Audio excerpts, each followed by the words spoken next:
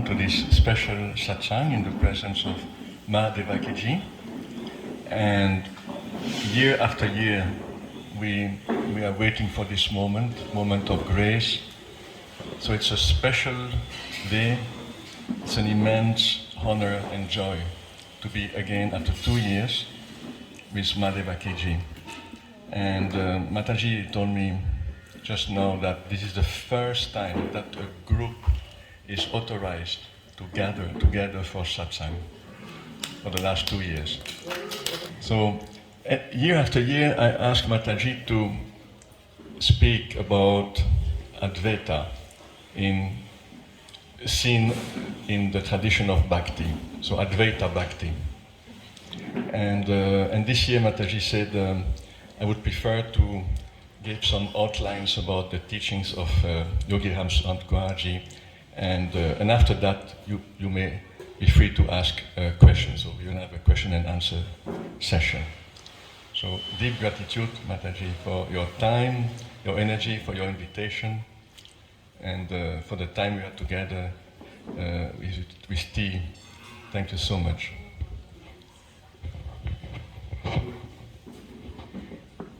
All thanks to Bhagwan, Yogi Ramsuratkumar, because everything happens only by the will of the Divine. In the Bhakti Marga, we say by the will of the Divine, everything by the will of the Divine. And so here, Bhagwan is the Lord, He is ruling this place. Every detail, we see His invisible hand behind. All of us are right from the moment you enter the ashram, you are in His view and He starts working on you. And all the time that you spend inside the ashram, Bhagwan, he called himself a dirty beggar. But we, the devotees and disciples, call him Bhagwan because we have felt his divinity and we live by it. So he said, those who enter this ashram will not go back empty-handed.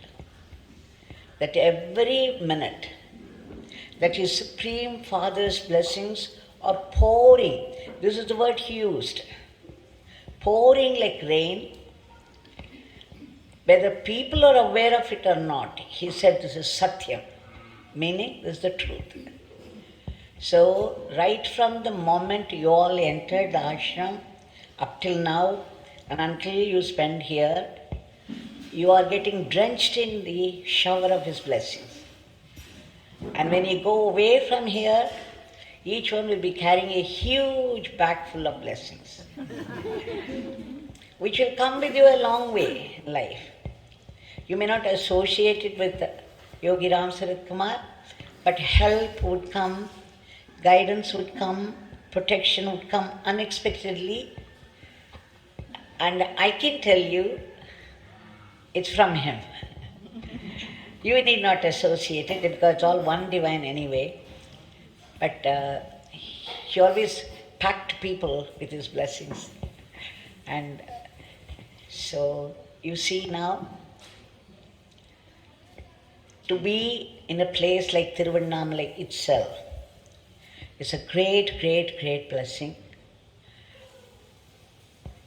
It doesn't happen unless we have been specially blessed. And we all know that the mountain itself is Lord Shiva, and therefore the entire Tiruvannamalai is the sanctum sanctorum of Lord Shiva. We go to Arunachaleshwara temple, many of us want to be there in the sanctum sanctorum, and they allow us up to a certain point, and then we feel very, very nice. Oh, we came up to, very close to Arunachala. But remember, you're just staying anywhere in Tiruvannamalai, you are in the sanctum sanctorum of Arunachaleshwara. Because the entire Tiruvannamalai is the sanctum sanctorum of the mountain Arunachala. So that is why there is a very special energy in this place. And of course, I think I must have told you before about this mountain also. There's a golden world inside. It's a Siddhaloka. There are many, many, many great rishis inside, right from time immemorial. They've been living there, and that's why this mountain is very special. Even though it looks like an ordinary mountain, a mountain of stone, it's a mountain of fire, the fire of supreme knowledge. And it is blazing forth its blessings for those who have the special eye to see. Even otherwise, it's being given to everybody who comes to Tiruvannamalai. Now, in the beginning, there was Seshadri Swami here. That is the recent times. Always, they say there will be 5 great Mahatmas living in Tiruvannamalai at any time, from ancient times. In the recent times, Seshadri Swami, and then after him Raman Maharishi came, and after that Yogi Ramsuratkumar.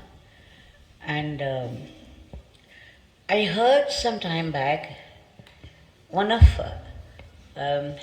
reliable sources from Ramanashram saying that at one point only Seshadri Swami and Raman Maharishi were living here. They were doing their spiritual ministry, and Raman Maharishi made a comment that everybody came and said Seshadri Swami was a madman. Then Raman Maharishi intervened and said, it's not just one madman in this place, there will be 3 madmen. And then he pointed to Seshadri Swami and himself, and then he said the 3rd, and he stopped abruptly. So we all know the 3rd madman who came, and because he always referred to himself as this mad, bad, lazy and crazy beggar. That's how he referred to himself. But we all know his devotees who have experienced his blessings for both our inner life and outer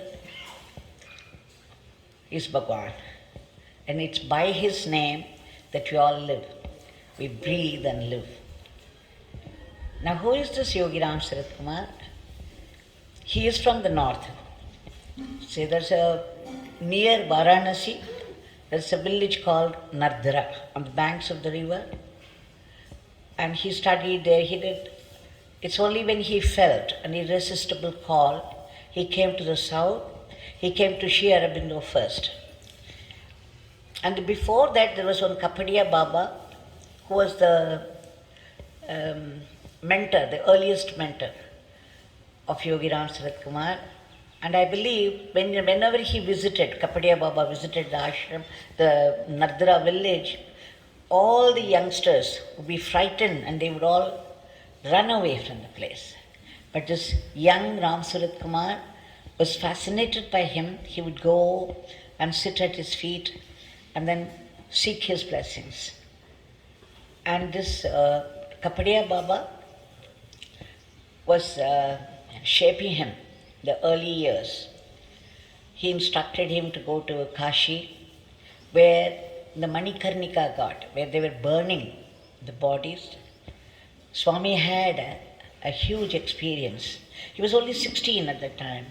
Usually many great things happen around 16, if you care to notice. And then he walked all the way to Saranath. Swami was very fond, Yogi Ji was very fond of Lord Buddha. And when he went to Saranath, this 13 kilometers he walked. And there is a stupi there, a huge stupi, a place where Buddha gave his first teachings. And again, when he went there, he had a huge experience. He went into a trance. And then he was back there in his village, and then Kapadia Baba said, he took the hand of Ramsuratkumar and said, one day this will have more power than this, pointing to himself. This will have more power. And another remarkable experience at the time was when Swami was working as a teacher in one of the schools. One day as he was coming back, he heard a voice, like an oracle, people. It said, "This is Vivekananda calling you. The work that you are doing now is not your work." That's all it said. And it happened twice. After that, Swami, it added fuel to the fire of his search for the Guru and God. And then at one point he had to take long leave and come to the south. And he had already read books of Sri Aurobindo, especially Lights on Yoga. And he was drawn to Sri Aurobindo. So when he landed, there are some experiences. And when he landed there at Sri Aurobindo Ashram, he just touched the entrance. He felt a deep, deep, deep peace. And you know how Yogiji used to describe it? This beggar immediately understood this peace is Sri Aurobindo. And then, of course, he stayed there for some time. He came to hear about Sri Ramana Bhagwan. And then he came to Ramana Ashram, spent about 2 months there, sitting in the presence under the penetrating, powerful gaze of Sri Ramana. And Swami said, door after door after door opened inside. And he could go into the higher reaches of consciousness.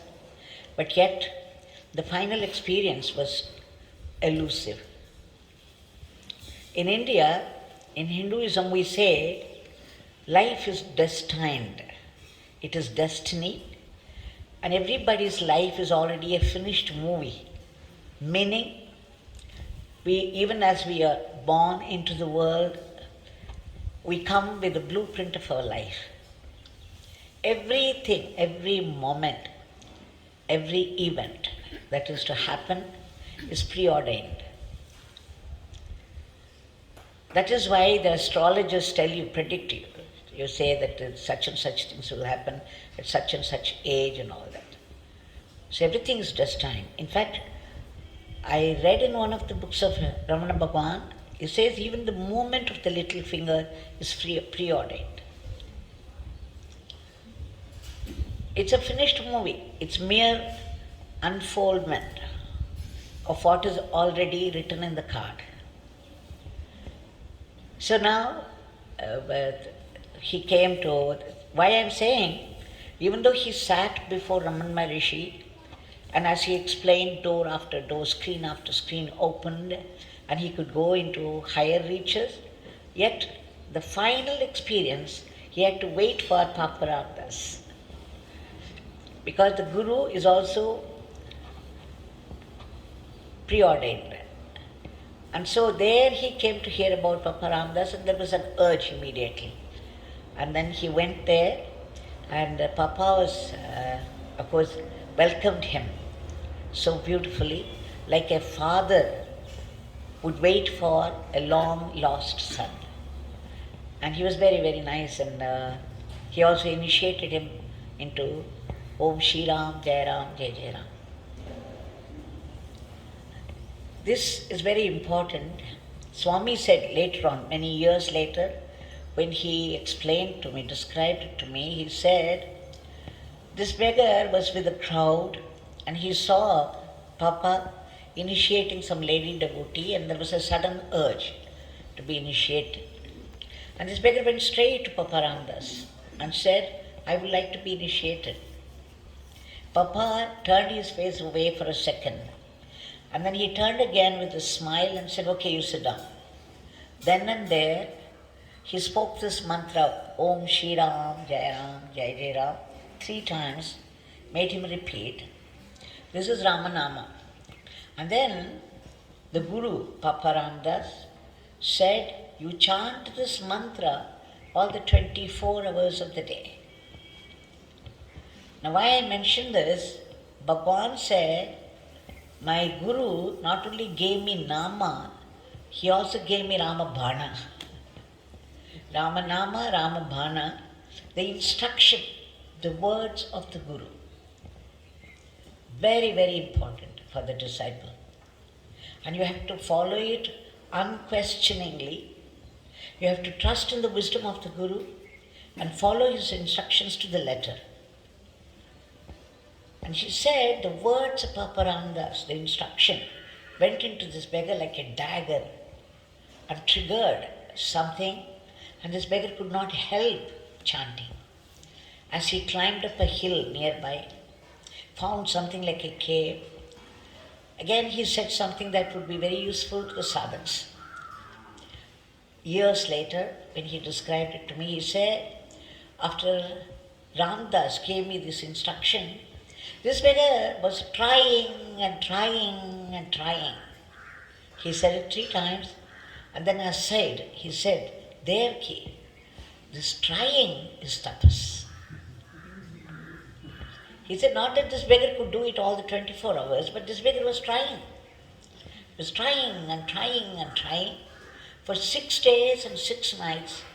On the 7th day, my Guru, Papa Ramdas, killed this beggar. Did not leave anything back. He was finished. This beggar died at the lotus feet of Papa Ramdas, and after that, Father alone, the Supreme Father alone exists. There is nothing else, no one else.